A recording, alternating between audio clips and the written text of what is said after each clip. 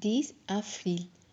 Luc chapitre 13, verset 22 à chapitre 14, verset 6. Jésus traversait ainsi les villes et les villages. Il y enseignait tout en se dirigeant vers Jérusalem. Quelqu'un lui demanda, « Seigneur, y a-t-il qu'un petit nombre de gens qui seront sauvés ?» Il répondit en s'adressant à tous ceux qui étaient là, « Faites tous vos efforts pour entrer par la porte étroite, car nombreux sont ceux qui chercheront à entrer et n'y parviendront pas. » Dès que le maître de la maison se sera levé et qu'il aura fermé la porte à clé, si vous étiez restés dehors, vous aurez beau frapper à la porte en suppliant, « Seigneur, Seigneur, ouvre-nous. » Il vous répondra, « Je ne sais pas d'où vous venez. » Alors vous direz, « Mais nous étions à table avec toi, nous avons mangé et bu sous tes yeux. Tu as enseigné dans nos rues. » Il vous répondra, « Je ne sais pas d'où vous venez.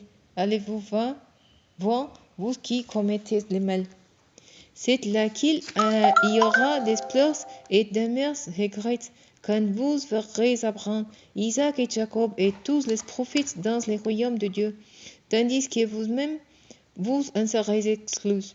Des hommes viendront de l'Orient et de l'Occident, du Nord et du Midi, et prendront place à table dans le royaume de Dieu.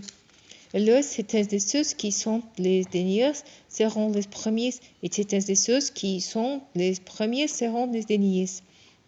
À ce moment-là, quelques pharisiens s'approcheront de Jésus et l'avertiront. Tu devrais quitter cette région et aller loin d'ici, car Hérode veut te faire mourir. Mais Jésus leur répondit, « Allez dire de ma part à ces renards, aujourd'hui, je chasse des démons et je guéris des malades. Demain, je ferai de même et après-demain, j'aurai achevé ma tâche. Mais il faut que je poursuive ma route aujourd'hui, demain et après-demain, car il est impensable qu'un prophète soit mis à mort ailleurs qu'à Jérusalem. Ah, Jérusalem, Jérusalem, toi qui fais mourir les prophètes et qui lapides ceux qui Dieu t'a envoyés. Combien de fois j'ai voulu rassembler tes habitants auprès de moi, comme une poule rassemble ses poussins sous ses ailes, mais vous ne l'avez pas voulu. Eh bien, maintenant, votre maison va être livrée à l'abandon.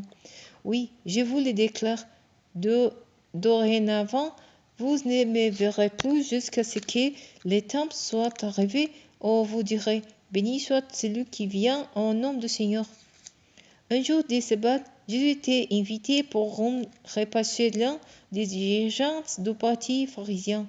Ceux qui étaient à table avec lui l'observaient attentivement.